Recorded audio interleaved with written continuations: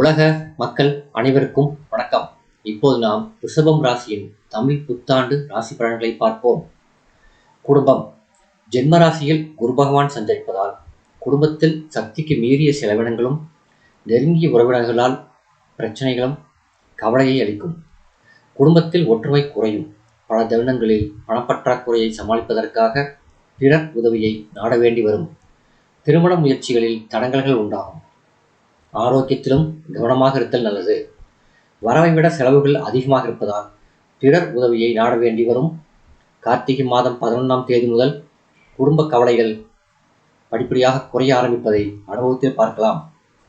குறிப்பாக பண விஷயங்களில் நல்ல முன்னேற்றம் ஏற்படும். ஆரோக்கியமும் படிப்படியாக திருப்திகரமாக மாறும். உத்தியோகம்.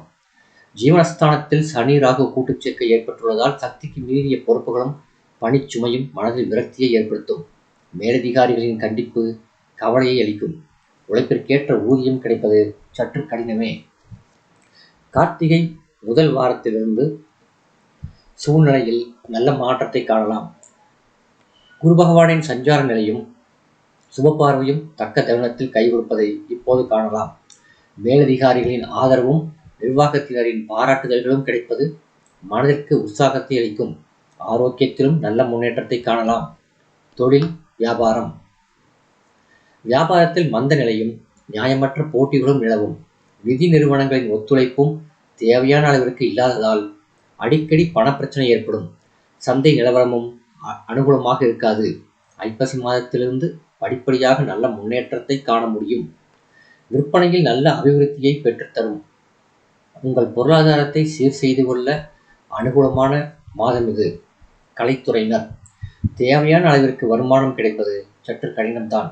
எதிர்பார்த்திருந்த நல்ல வாய்ப்புகள் கை நழுவி போகும். பல தருணங்களில் கடன் வாங்க வேண்டிய நிர்பந்தமும் ஏற்படக்கூடும். ஐப்பசி மாதம் 2ஆம் வாரத்திலிருந்து படிப்படியாக நிலைமை மாறும். வருமானமும் அதிகரிக்கும்.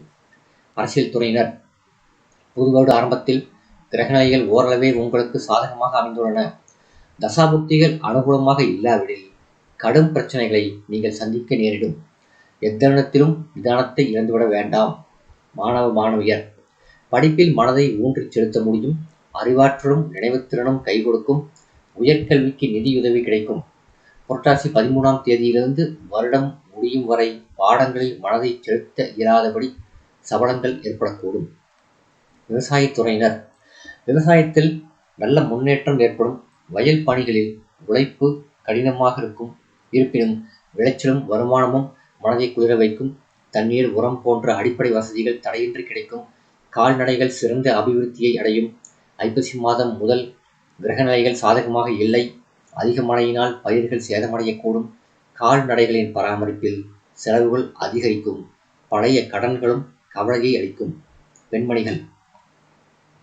சித்திரை 28ஆம் தேதியிலிருந்து குரு பகவான் அனுகூலமாக மாறுவதுடன் 5, 7, 9ஆம் இடங்களையும் தனது சுப பார்வையினால் பலப்படுத்துவதால் அளவற்ற நன்மைகளை நீங்கள் எதிர்பார்க்கலாம். பதவி உயர்வு, ஊதிய உயர்வு ஆகிய நன்மைகள் ஏற்படும். பரிகாரம். திருநாகேஸ்வரம் திருத்தல தரிசனம் நல்ல பலனை அளிக்கும். இந்த வீடியோ உங்களுக்கு பிடிச்சிருந்தால் லைக் பண்ணுங்க, ஷேர் பண்ணுங்க, சப்ஸ்கிரைப் பண்ணுங்க. நன்றி.